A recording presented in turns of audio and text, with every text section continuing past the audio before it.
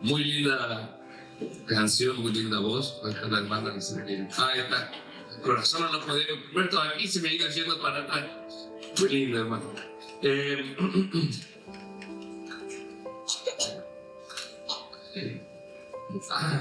gracias.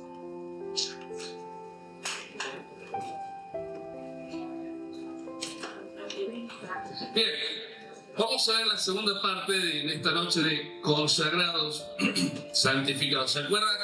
Vamos, antes de nada, empecemos desde el principio. Punto número 1. No vale hacer esto. No vale. Punto número 2. No, se me ha lenguado la traba. Punto número 2. Vamos a aprender a decir la palabra sí, todo junto. A la 1, a la 2 y a la 3. Sí. Bien. Y la palabra no. A la 1, a la 2 y a la 3. No. Bien, así se debe contestar, ¿no? ¿Se entiende? ¿Me hago entender? Sí. Bien, muy bien. Entonces, habiendo hecho esto, habiendo hecho el ridículo, sigamos con nuestro tema consagrado, santificado. ¿Se acuerdan que era consagrar o santificar? ¿Qué era? Apartado, separado, ¿no? Y nosotros hemos sido apartados y separados por Dios. Y ahora tenemos que vivir en esa santificación. Vamos a leer 2 Crónicas 23.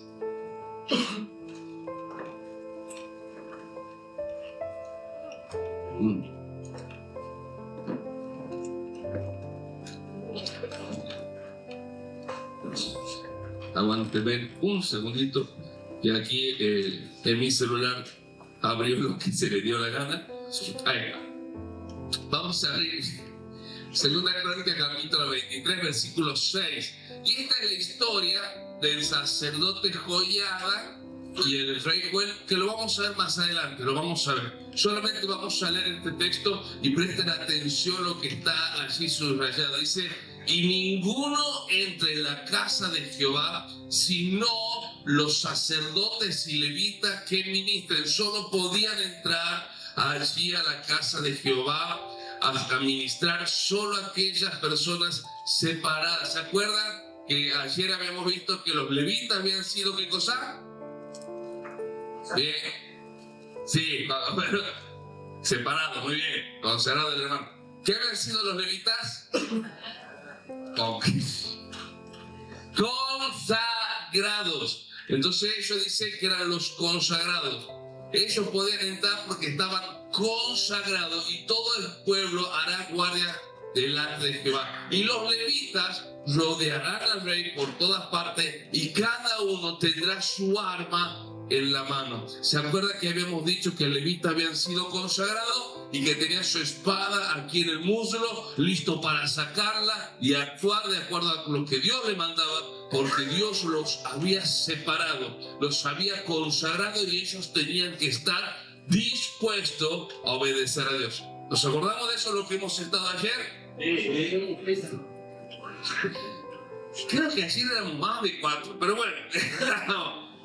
Vamos a ver, fíjense, aquí está un ejemplo de consagrado. Seguimos leyendo, pero antes de leer, tengo que aclararle, vamos a leer Isaías 13. Pero Isaías 13 es una de esas profecías que se llaman profecía de doble cumplimiento. ¿Alguien ha escuchado alguna vez hablar eso de profecía de doble cumplimiento? Bien, eso va a ser más fácil. O sea, es una profecía que se va a cumplir pronto, ahí, dirían en Santiago, allá en el campo, ahícito, ¿no? Acérquese a un santiagueño en el monte y pregúntele dónde queda la familia Pérez. Ahícito. Usted va media hora y no ve un rancho. Pero ellos te dicen, ahícito vive, ahícito. Vale.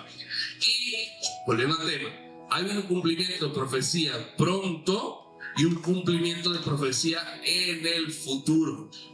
Y hay profecías muy hermosas, muy hermosas. Una de las profecías que a mí más me encanta es la profecía de, por ejemplo, Isaías 35. No lo busquen porque no lo vamos a leer, no es el tema. Pero tiene un cumplimiento ahí en el momento y tiene un cumplimiento para el futuro.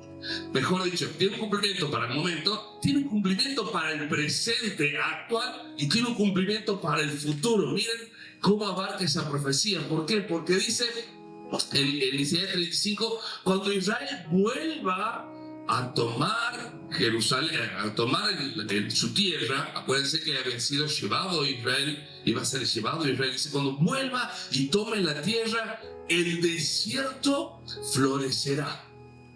Y los mudos hablarán, y los sordos oirán, y el ciego verá, y el cojo, ya le he dicho rengo, el cojo saltará, y dice, y las fieras estarán con los niños, y el león estará allí con el becerro y no se los comerá, etcétera, etcétera, etcétera. El pueblo de Israel volvió, se cumplió esa profecía, pero seguía el desierto siendo desierto. Hoy en día, a partir de mayo de 1948, Israel volvió otra vez a la tierra. Y era todo desierto. Y a través de una serie de riego a goteo que inventaron ellos, el desierto floreció. Y uno diría, se cumplió Isaías 35. No, estamos en proceso de cumplimiento, porque todavía los ciegos no han visto, no han comenzado a ver, los mudos no hablan, los sordos siguen siendo sordos, los cojos siguen siendo cojos, y si usted se acerca a un león, lo más probable es que se lo ponga, ¿no? Así que no se ha terminado, eso se va a cumplir en el milenio. El pasaje que nosotros vamos a ver, que es Isaías 13, también tiene un doble cumplimiento. Habla sobre Babilonia. Usted va a decir, ¿qué tiene que ver todo esto? Bueno, para cultura general. Babilonia es una profecía contra Babilonia, donde Dios va a decir, van a venir los medos, los persas, van a invadir Babilonia y van a destruir Babilonia. Yo los envío a los persas. Los babilónicos eran los que iban a invadir Israel, a Judá, iban a llevar cautivo, iban a matar gente, iban a destruir Jerusalén, iban a destruir el templo. Dice, pero yo me voy a vengar trayendo a los persas que van a matar a los babilonios. ¿Me hago entender hasta aquí? ¿Seguro? Bien. También le he hecho practicar el no, para que si hay algo en lo que no he sido claro, me lo digan. Y mire esta profecía, mire. Dice, yo mandé a mis consagrados. ¿Quién eran los consagrados? Los persas que iban a atacar a los babilonios, ¿no? Yo mandé a mis consagrados. Asimismo, llamé a mis valientes. ¿Quién eran esos valientes? Los persas. Dice, para mi ira, para hacer caer sobre Babilonia la ira de Dios, a los que se alegran con mi gloria.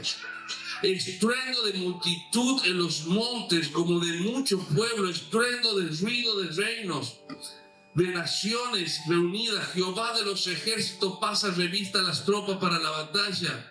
Vienen de lejana tierra, de los postreros de los cielos, Jehová y los instrumentos de su ira. Fíjese cómo está hablando de Persia.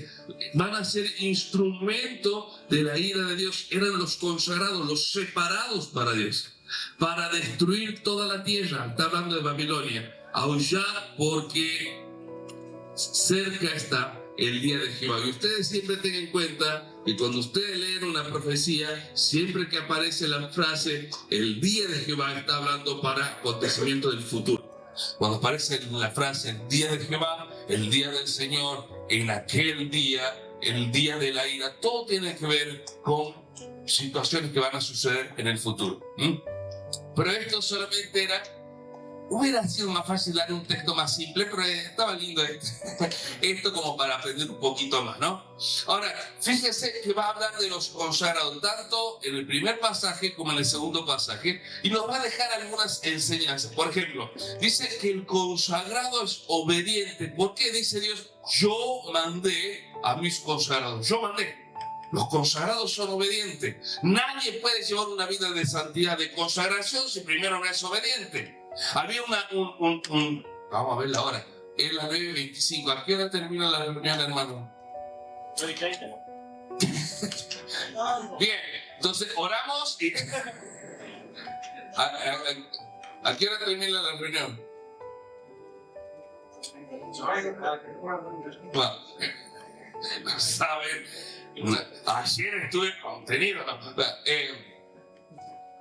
Me dice mi señora, gente, faltó explicar un poquito más. Sí, lo que pasa es que me iban a apedrear los hermanos y quería explicar más. Bueno, el consagrado, eso está por decir. Había hace muchos años, cuando tenían en cassette, Palabra de Vida presentó un show infantil que venía en cassette, que se llamaba el Reino de la Gracia, algo por el estilo. Y en una parte habla la reina y dice: el muchacho es un siervazo, pero no sabe obedecer las órdenes. No puede ser un siervazo si no sabe obedecer. El consagrado es obediente. En segundo lugar, el consagrado es llamado. Dice: llamé a mis valientes. Dios llama al consagrado. En tercer lugar, el consagrado tiene propósito. Dice: los llamé para que cumplan mi ira, decía Dios, ¿no? En cuarto lugar, el consagrado busca la gloria de Dios. Dice: se alegran con mi gloria. En quinto lugar, el consagrado está dispuesto. ¿Saben? Cuando nosotros venimos a una iglesia y hablamos con los hermanos de mi iglesia, por ejemplo, y le digo: muchachos, necesitamos tantas personas para tal actividad, y aparece uno o dos, los demás no aparecen, y uno se da cuenta que no están dispuestos.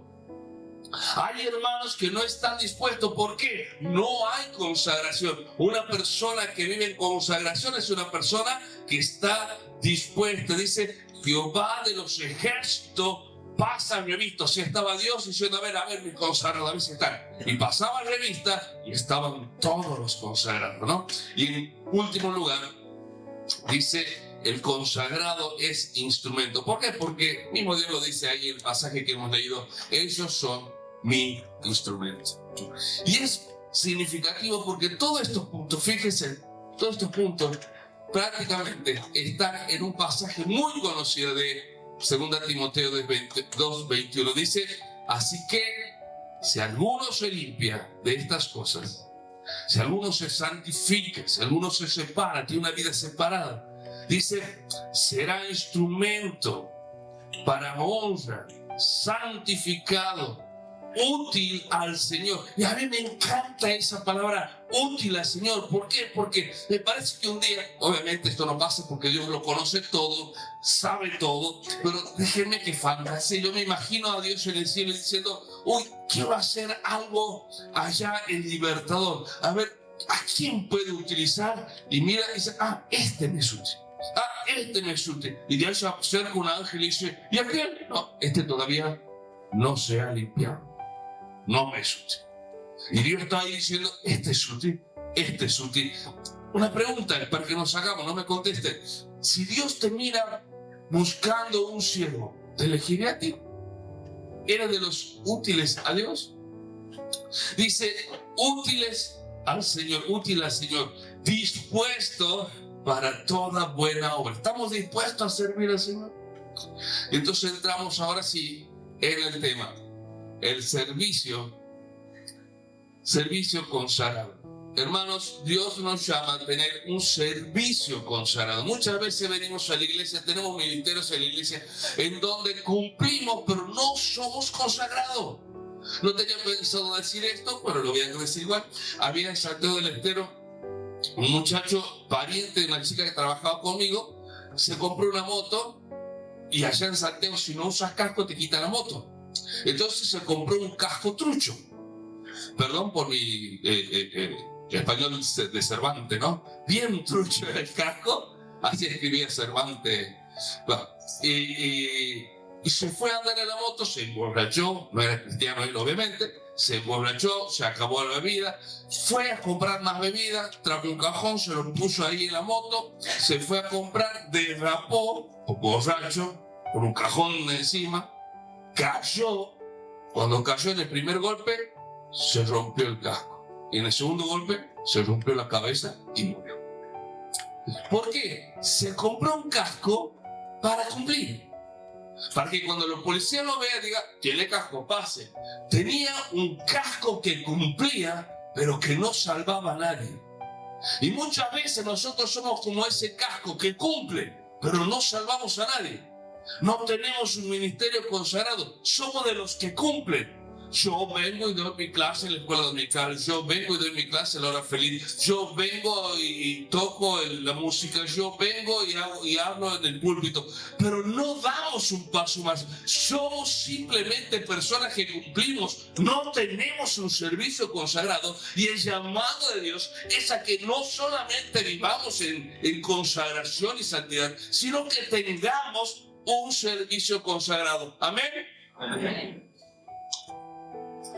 Estaban esperando decir sí, ¿verdad? Sí. Ahí está. Bueno, a veces hacemos una mal pregunta, y esa está la mal pregunta. Decimos, ¿qué puedo hacer por Dios? A veces tenemos el deseo de servir y decimos, ¿qué puedo hacer por Dios? Cuando la verdadera pregunta es, ¿qué quiere Dios que yo haga? Porque no se trata de lo que yo puedo hacer, sino de lo que Dios quiere que yo haga. Dios tiene que ser el que dirige mi ministerio. No soy yo el que tengo que avasallar con el ministerio, sino que Dios tiene que dirigir mi ministerio. Y en la Biblia encontramos un caso. ¿Se acuerdan? A ver si para los más lectores de la Biblia. Pedro fue encomendado ¿a dónde? Y Pablo ¿a dónde? Pedro a los judíos. Muy bien. ¿Y Pedro a los? ¿Y Pedro a los? Los engañé. ¿Entiendes? Ya fallé. ¿Y Pablo a los? Muy bien. Para los judíos era feo compartir con los gentiles. Era algo totalmente desagradable compartir con los gentiles. Y Pedro va a hablar esto cuando Dios lo llama que vaya a predicarle a Cornelio, un gentil. Dice, tengo que ir a predicar a un gentil. Y le muestra 3 veces una visión. Y Pedro decía, no, yo no toco lo común o lo inmundo. ¿Se acuerdan? ¿Se acuerdan? Más o menos. Bueno, eso también tengo que practicar eso. Pero va a predicar. Y fíjense lo que Pedro va a decir. Dice, y les dijo, vosotros sabéis cuán abominable es para un varón judío juntarse o acercarse a un extranjero. Por lo cual, al ser llamado, vine sin replicar. Pedro decía, ¿sabe qué? No es el ministerio que yo quiero. Si fuera por mí, no estaría aquí. Para mí es abominable estar con un gentil. Pero Dios me llamó, y como Dios me llamó, yo voy. Hermanos, a veces Dios nos llama a hacer cosas que nosotros decimos, pero yo quería otra. Yo quería algo con más glamour. Le digo esto, no va esto para nadie. No voy a decir mejor. No voy a decir porque después se va a armar problema, lo dejamos ahí. Pero hermanos, no se trata de lo que yo quiero, no se trata de lo que yo puedo hacer, sino a lo que Dios me está llamando. ¿Estamos hasta ahí? Bien. ¿Saben que en la Biblia tenemos, yo hago una mezcla de Lucas 9, Mateo 8, y aparecen en esos 2 capítulos, aparecen 3 personajes. Uno que es 2 personas que se van a ofrecer a servir y una persona que es llamada a servir. Y fíjense lo que pasa. Personas que en lugar de buscar lo que Dios querían ellos servir a su manera. ¿Me voy haciendo entender hasta ahí? ¿Se acuerdan lo que dijimos al principio? No se trata de decir qué puedo hacer, sino Dios, ¿qué quiere que yo haga? Y estas personas querían servir a su manera y no a la manera de Dios. Y aparece el primero. Este era un escriba. Los escribas eran personas de dinero. Eran personas cultas. Personas que ganaban su buen dinerillo. Y se acerca al Señor y le dice, maestro, te seguiré donde quiera que vaya. Y él dice, me ofrezco, te sigo, Señor, ¿no? Y el Señor le dice, no, mira, las zorras tienen guarida y las aves de los cielos nidos, mas el Hijo del Hombre no tiene dónde reclinar su cabeza. En otras palabras, vienes por plata, vienes por dinero, vienes por interés. Aquí no hay. aquí no hay.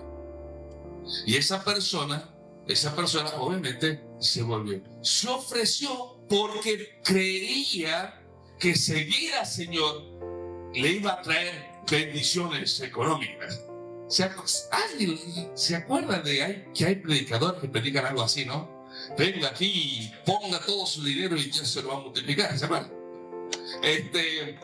No se trata de servir a Dios como yo quiero, sino como Dios quiere. Yo tengo una frase que me la he inventado hace muchos años y yo no sé por qué me acordé y la puse, no la tenía para decir. Pero muchas veces nosotros servimos o queremos vivir en santidad y en consagración por interés. Por interés. Y yo hace muchos años hice esta frase. Dice, Dios no es vendedor de bendiciones ni comprador de santidad. Dios no es vendedor de bendiciones ni comprador de santidad. Dios no viene y te dice, si vos haces esto yo te voy a bendecir. ¿Ah? Dios no dice, si vos vives en santidad, yo voy a hacer esto por vos. Nosotros muchas veces pensamos o creemos que tenemos un Dios que anda mendigando nuestra obediencia.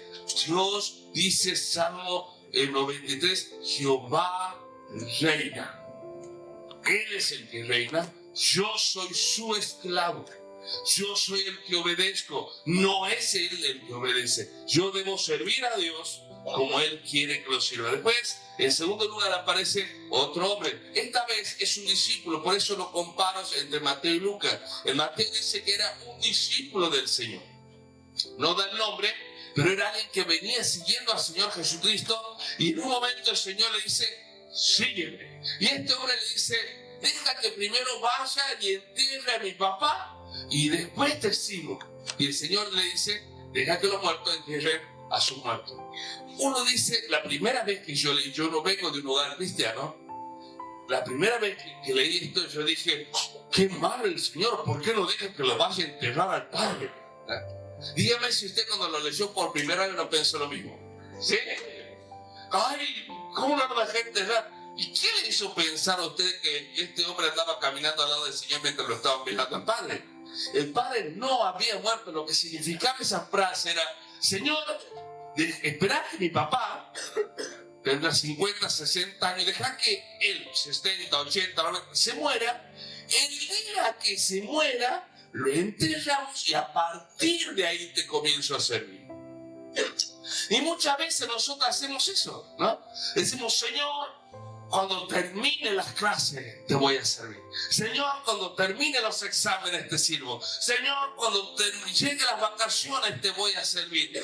No servimos nunca, ¿no? Vamos procrastinando y no servimos a Dios. Y el Señor le dice, deja que los muertos entierren a sus muertos. ¿Qué significa? Que un muerto se va a levantar del sepulcro, va a agarrar a otro muerto y va a empezar a acabar. Este sería el país zombie, ¿no? No, está hablando de los muertos espirituales. Dice, los muertos espirituales que se ocupen de las cosas terrenales. Vos te tienes que ocupar de las cosas celestiales. En tercer lugar, aparece un ofrecido. Primero fue ofrecido, el segundo fue llamado, le dijo, sígueme, le dijo, no, también no. Y aquí apareció otro ofrecido, le dice, Señor, te seguiré, pero deja que me despida de mi casa. Y le dice, nadie que me quiera seguir va a mirar hacia atrás. Nadie que quiera dar va a mirar hacia atrás. Saben, hermanos, muchas veces nosotros somos de los que miramos atrás. ¿Saben que en esa época, cuando iban a poner algo, supongamos un palo allá, ¿para qué? Para que yo vaya dirigiéndome derecho y arando derecho. Si yo miraba para atrás, miraba para el arado para cualquier lado. Dice, nadie que quiera trabajar, pone la mano en el arado, mira para atrás, porque nunca va a andar derecho. Si yo miro cada rato hacia atrás, hacia el mundo, mi vida pasada, si miro mi pecado pasado, el mundo cómo viene, nunca me voy a afianzar hacia adelante, hermanos. Si yo quiero servir al Señor, pongo mi mano en el arado y voy hacia adelante. ¿Saben? Viendo estos 3 ejemplos, yo saqué 4 ejemplos de por qué nosotros no llegamos a tener un servicio consagrado. Y les he puesto las 4 P, porque todos van a empezar con P. La primera P, ¿por qué nos servimos como corresponde la procrastinación? ¿Saben qué es la procrastinación? La procrastinación cuando pospone, ahí con la lapicera me hacía, sí, le he entendido. Lenguaje de lapicera, manejo de 10. Cuando nosotros posponemos algo para hacer algo que no tiene valor. Por ejemplo, mañana voy a estudiar, hoy voy a ver la novela turca. Esa sería una procrastinación. Posponer algo importante para hacer algo que no es importante. ¿Estamos? Y aquí estaba, antes de eso, quiero que nos imaginemos esto. Egipto, las plagas de las ranas. Dice que había ranas por todos lados. El faraón estaba lleno de ranas. Se acostaba en la cama, rana por todos lados. La almohada era rana, la sábana era rana, se ponía la sandalia, había una rana dentro. Eran ranas y ranas y ranas y ranas. Querían comer algo dentro de la olla, había rana, todo era rana. La mujer del faraón estaba ahí acostada y dice, viejo, qué pies frío que tiene. Y el faraón dice, todavía no me he acostado. Ranas. Por todos lados ranas. Y viene Moisés al faraón y el faraón le dice, quiero que me saque la rana, estoy harto de ranas. Y Moisés le dice, ¿cuándo quiere que te la quite la rana? Fíjense, que las ranas sean quitadas de tu casa y que solamente queden en el río. Y el faraón le dijo, ¿qué le dijo Faraón? Mañana. ¿Y por qué no ahora? Ay, cómo me duele esta mano. Dios, curámela mañana. No, curámela ahora, me duele ahora. Pero a nosotros muchas veces nos encanta acariciar ranas. Llamarle rana lo que vos quieras, un pecado, una mala costumbre, algo, un peso en tu vida. Nos encanta quedar un día más con la rana. Le decía el faraón, sacámelo. ¿Cuántas veces le hemos dicho a Dios, Señor, si hay algo en mi vida que no te agrada, sacalo? Y Dios dice, ¿cuándo? Mañana. La procrastinación es uno de los motivos por el cual no servimos en consagración a Dios. ¿Me hago entender? Segundo motivo, preparación. ¿Cómo nos falta preparación? Y yo sé con lo que voy a decir ahora porque los hermanos libres los tenemos esto en la sangre. Pero ya no voy a decir esto, sí lo voy a decir. Miren, preparación. Aquí está hablando cuando Moisés va a elegir a los jueces que le iban a ayudar a él a juzgar a la nación de Israel. Fíjese lo que dice. Versículo 20. Y enseña a ellos, a los que iban a ser jueces, las ordenanzas y las leyes. O sea, para ser jueces tenía que saber las leyes. Para ser cristiano tenemos que conocer las escrituras.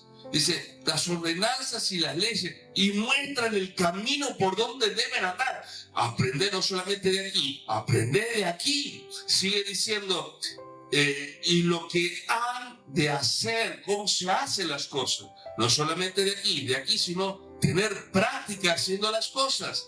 Dice, además escoge tú de entre todo el pueblo varones de virtud, temerosos de Dios, varones de verdad, que aborrezcan la avaricia, y ponlos sobre el pueblo por jefe. Mira, estaba diciendo, tienes que preparar, entrenar personas para que cumplan esa tarea. Y hoy en día no podemos tener un ministerio consagrado. ¿Sabes por qué? Porque no nos hemos preparado.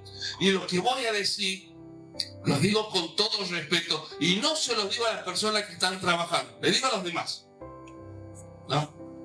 ¿Cómo empezamos nosotros un ministerio, por lo general los hermanos libres? Dos maneras. Uno, por una división. Se divide la iglesia, ahora somos dos. Vamos multiplicando. Y la segunda, vamos a abrir una hora feliz. Yo me hago la gran pregunta, ¿por qué no abrimos un ministerio para los padres en lugar de para los niños? Es que nosotros trabajamos con los niños y vienen los padres. ¿Ah? ¿Cuántos padres vienen? Vamos a trabajar con los padres y van a traer a todos los niños. El gran problema es que, y vuelvo a repetir, no lo digo para los que están trabajando con niños, porque si son llamados, vuelvo a repetir, si estás haciendo porque Dios te llama, seguí ahí. Si lo estás haciendo porque quieres hacer algo para Dios, salí de ahí, ese no es tu lugar. Pero es más fácil trabajar con niños, porque yo puedo decir, ay sí, porque Moisés tenía el arca donde subieron los animales, ¿no? Nos confundimos de arca. ¿No? O mezclamos un milagro de Eliseo con Elías, o cosas por el estilo. O yo que le llamo Pedro a Pablo, Pablo a Pedro. ¿Saben, hermano? Nos falta preparación. Nos falta preparación. Todos los ministerios que vamos abriendo nosotros, vamos a buscar a los padres. Y tenemos ministerios donde son 4 veces más los niños que los padres. Nosotros buscamos los padres, los traemos a los padres. Y viene papá con los 5 o 6 chiquitos. Entonces hemos tenido que hacer ministerio para niños, bebitos, más grandecitos en el medio del monte, más grandecitos hasta llegar a los adolescentes. Varios ministerios con varias personas involucradas trabajando en las distintas edades, pero buscando a los padres. Los padres son los que tienen que venir y los padres después van a traer a los chicos. Nos falta eso. ¿Por qué? Porque no nos preparamos. Cada uno de ustedes sabe si está preparado para predicar personalmente uno a otro. ¿Sabe? Un pastor, no importa de qué lugar del mundo sea, él es considerado un evangelista, un evangelista de púlpito. Y él dice, yo nunca he podido predicar mano a mano a una persona. ¿Sabe qué? El don de evangelismo de púlpito no existe. Si yo no puedo predicar a una persona mano a mano, no es que no tengo la capacidad, no me he preparado para hacerlo. Y hemos quedado todo en serio. 3. Piedad, dice.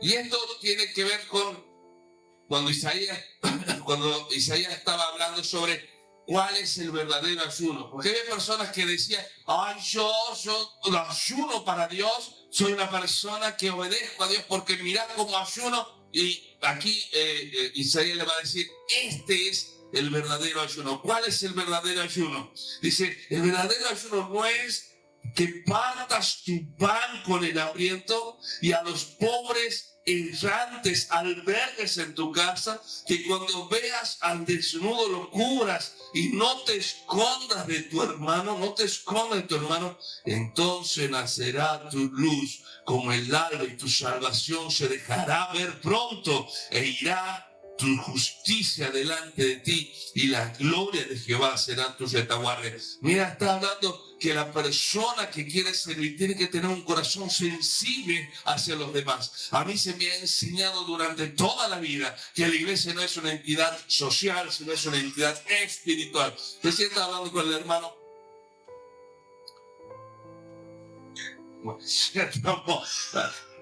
Estaba hablando con el hermano, con los hermanos aquí. Y me acordé de algo que siempre lo cuento, así que lo voy a volver a contar. No tenía pensado contarlo, pero se los cuento.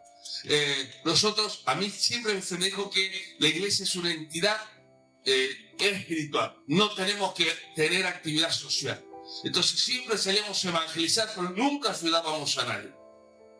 Y saben, un día entramos en una casa, 1:30 del mediodía, y hacía 43 grados de calor. Les las hago corta y le empiezo a predicar y digo, ¿usted cree en Dios? Y me dice, más o menos.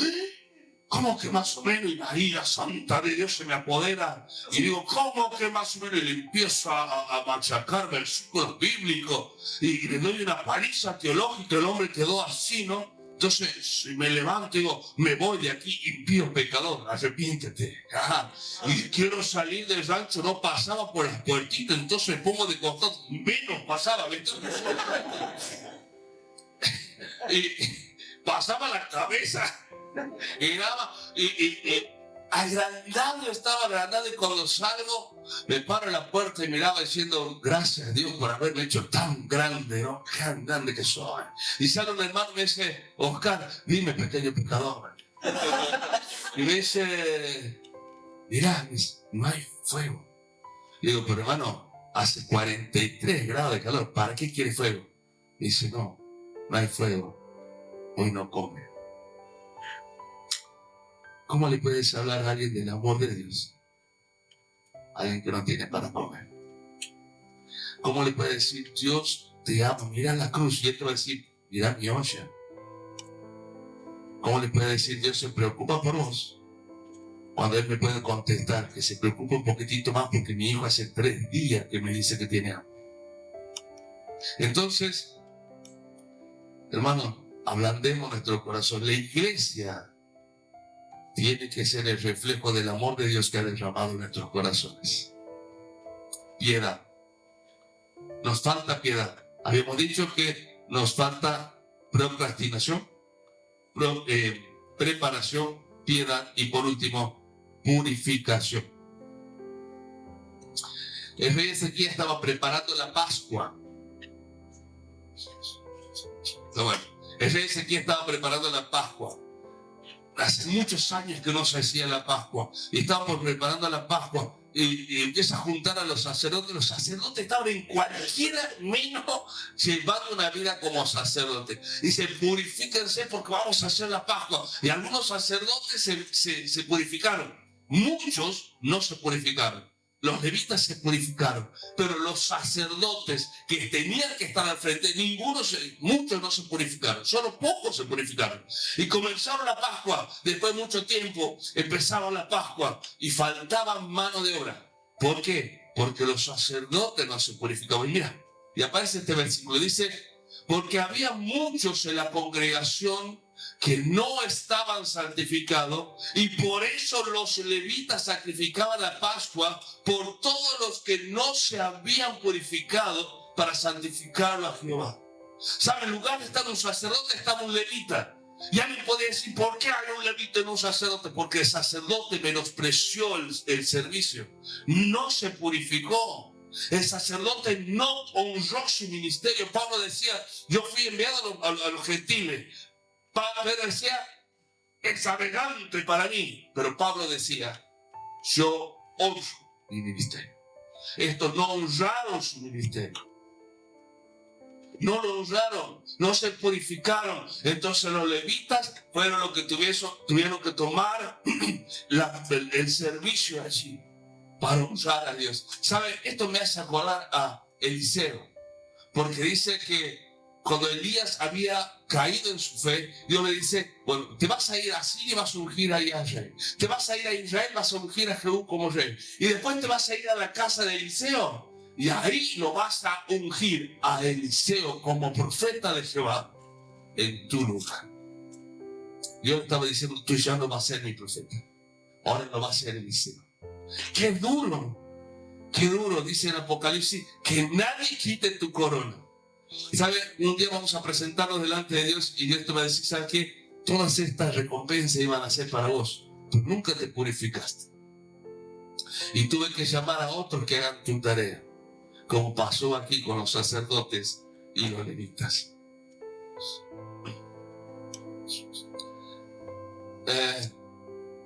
Hubo alguien que sí fue, primero él se ofreció a servir. Y el Señor Jesucristo le dijo: no, pero lo llamó a hacer otra cosa. Él quiso hacer algo, me hago entender. ¿Se acuerdan que decimos al principio? No se trata de lo que yo quiero, sino de lo que Dios quiere. Él quiso hacer algo y el Señor le dijo: no, tú no vas a hacer eso, yo quiero que hagas otra cosa. Y esta persona honró al Señor Jesucristo. ¿Saben quién fue? El Gadareno. ¿Quién dijo? Está bien, el Gadareno. ¿Quién dijo el Gadareno? Bien, el Gadareno. Miren, dice: al entrar en la barca al entrar en la barca, el que había estado endemoniado, ¿se acuerda de la historia? Le rogaba que le dejase estar con él. Mas Jesús no se le permitió, sino que le dijo: vete a tu casa, a los tuyos, y cuéntales cuán grandes cosas el Señor ha hecho contigo y cómo ha tenido misericordia de ti. Y se fue y comenzó a publicar en Decápolis, presten atención, en Decápolis, cuán grandes cosas había hecho Jesús con él, y todos se maravillaban. Él quiso seguir al Señor y él dijo: no, tú te vas a quedar aquí. ¿Sabe que se quedó en Decápolis predicando a Jesús? Pasó el tiempo, no sabemos cuánto. A los teólogos que consulté decían que fue dentro del año, pero no nos dicen cuánto tiempo. El Señor Jesucristo va a volver a Decápolis. ¿Se acuerdan cómo terminó la historia con el endemoniado de Gadareno? La gente salió a echarlo al Señor. ¿Se acuerdan de eso? Dijo: vete de nuestro lugar, vete, mataste cerdo. No dijeron: salvaste un hombre. Dijeron: mataste cerdo, vete de aquí. Y el Señor se fue porque la gente lo corrió. Pasó menos de un año y el Señor Jesús volvió a Decápolis. Y cuando vuelve a Decápolis pasa esto. Mire, Mateo 15:30 dice: se acercó mucha gente. 31, la multitud se maravillaba. 32, el Señor Jesucristo dice: ven que había muchas personas y hacían 3 días que estaban y no habían comido nada. ¿Por qué subrayo eso? La gente no estaba por interés. Porque si hubiera estado por interés y no le hubiera dado la comida al mediodía, se te va. Ellos estuvieron 3 días sin comer.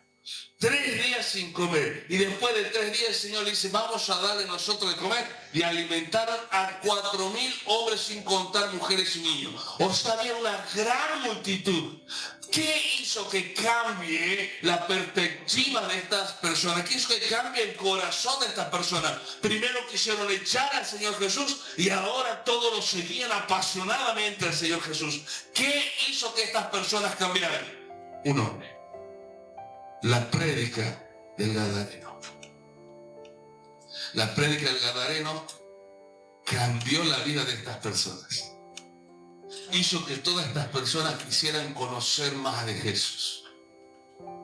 Hermanos, cuando nosotros entramos al ministerio a querer servir de la manera que Dios quiere que yo sirva, voy a ser ese instrumento útil que Dios va a utilizar. Y cuando es útil, es algo que causa efecto, algo que toca vidas, algo que transforma vidas. Hermanos, ponete en las manos de Dios, decirle: Dios, aquí estoy, para lo que tú necesitas, aquí estoy. Saben, ya estamos en hora, me quedaría un punto más, no lo vamos a ver, solamente me quiero ir al final. El segundo es vida consagrada. No lo vamos a ver. No lo vamos a ver. No lo vamos a ver. No lo vamos a ver. Ah, eso es. ¿Ya pasó? ¿Sabe qué? Antes de hablar de sábados, ¿saben qué?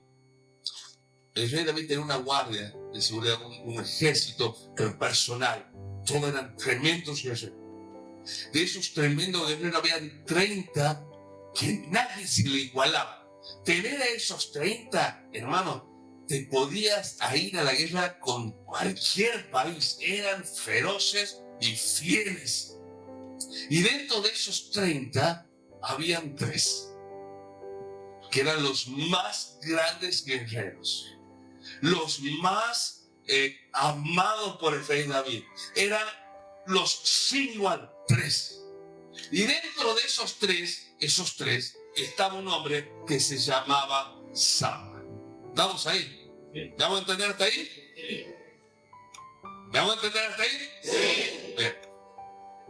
Y vamos a leer qué pasaba con Sama. Dice: Sama, hijo de Age, Ararita, los filisteos se habían reunido en Ley, donde había un pequeño terreno lleno de lentejas.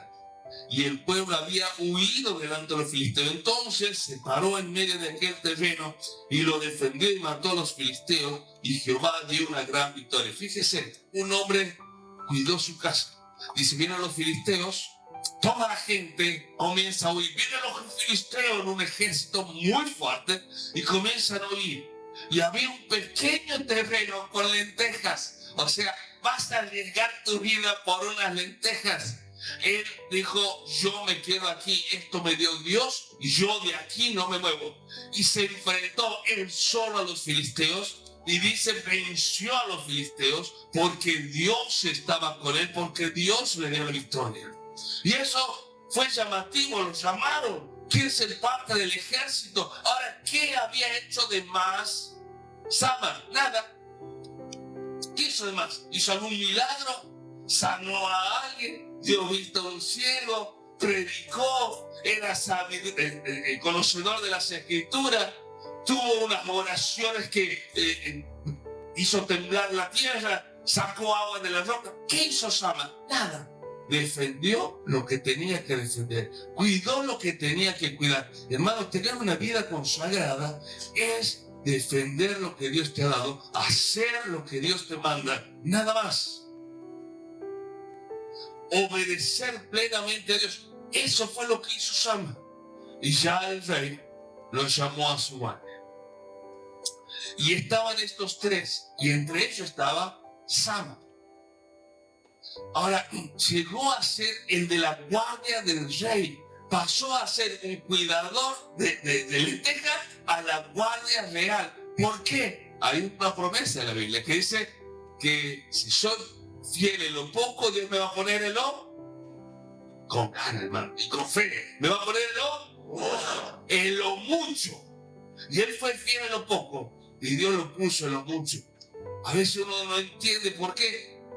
Está este hermano, mira, hijo del pastor, hijo del misionero, de renombre, no puede crecer ministerialmente. Y aquel que viene de la familia que no es cristiana, que nadie lo conoce, lo invitan a predicar, a evangelizar, la gente se convierte con él. ¿Qué pasa? Sencillo, sé fiel en lo poco y Dios te va a llevar a lo mucho. ¿Estamos hasta ahí? Es llevado ya al palacio. Y un día estaba David caminando, estaba en plena lucha con los filisteos. Y los filisteos dicen que habían tomado una parte de Belén. Y ahí en Belén estaba, en la parte que habían tomado los filisteos, estaba un pozo. Y David pasa por el pozo, cerca del pozo, y dice, ay, ¿quién me diera de beber agua del pozo de Belén? Ay, recuerdo cuando lo teníamos en nuestra posesión al pozo de Belén. ¿Quién me diera de beber? Y ahí estaban los tres. Y escucharon. Y saben que lo peor que hay para una persona consagrada es escuchar a su rey. Porque cuando escucha a su rey va a hacer lo que el rey quiere que se haga. Y estos tres dijeron, el rey quiere agua. Vamos a traerla. Y se meten entre el ejército del filisteo para traer agua y empiezan a matar a gente y logran sacar un poco de agua. Y ven el rey, aquí tienes el agua que querías tomar. Y el rey toma ese agua y ve el agua de Belén y va a decir esto. Entonces los tres valientes irrumpieron en el campamento de los filisteos y sacaron agua del pozo de Belén que estaba junto a la puerta y tomaron y la trajeron a David. Mas él no la quiso beber, sino que la derramó para Jehová, diciendo, lejos sea de mí, oh Jehová, que yo haga esto. ¿He de beber yo la sangre de los varones que fueron con peligro de su vida? Y no quiso beberla. Los tres valientes hicieron esto. ¿Saben? Aquel rey dijo, ustedes son tan preciosos, muchachos, que yo no puedo tomarlo, porque si no, muchos van a querer hacer lo mismo y estamos agregando la sangre de personas inocentes. La derramo para Jehová. Él quería tomar ese agua, pero se la derramo para Jehová. Pero a mí lo que me llama la atención, que estos tres valientes, lo que escuchaban de su rey querían hacer. Eso es consagración. Eso es santidad. Lo que escuchan de su rey quieren hacer. Hermanos, ser o tener una vida de consagración, una vida de santidad es obedecer a Dios. Sigue narrando la historia ahí en Samuel capítulo 23 y empieza a decir de otros grandes valientes y dice, bueno, y vino Pepito y Pepito hizo tal gran obra. Y después vino Sultanito, y Sultanito hizo tal gran obra. Y vino Menganito, y Menganito hizo tal gran obra. Y vino Benaía, ya está, no vamos a contar la historia de Benaía, hizo tal gran obra. Pero cada vez que mencionaba un gran valiente, terminaba con esta frase: mas no igualó a los tres primeros. No lo igualaron. Eran tremendos los que seguían, pero no podían igualar a los tres primeros. ¿Por qué? Porque estos tres primeros no solamente fueron valientes, sino que fueron fieles a su rey. Lo que oían de su rey querían hacer. Daban un paso más. Los que marcan y dejan huellas no son los que cumplen, son los que obedecen y se animan a dar un paso más. Estos tres valientes no solamente estaban para pelear con los filisteos, sino también para traerle el agua a su rey. Estos tres valientes no estaban solamente para defender su bandera, no estaban para cumplir, sino estaban para hacer historia. Hermanos, no seamos del montón, seamos de los que marcan, de los que hacemos diferencia, seamos de los que somos consagrados, de los que somos santificados y nos animamos a vivir así. Amén.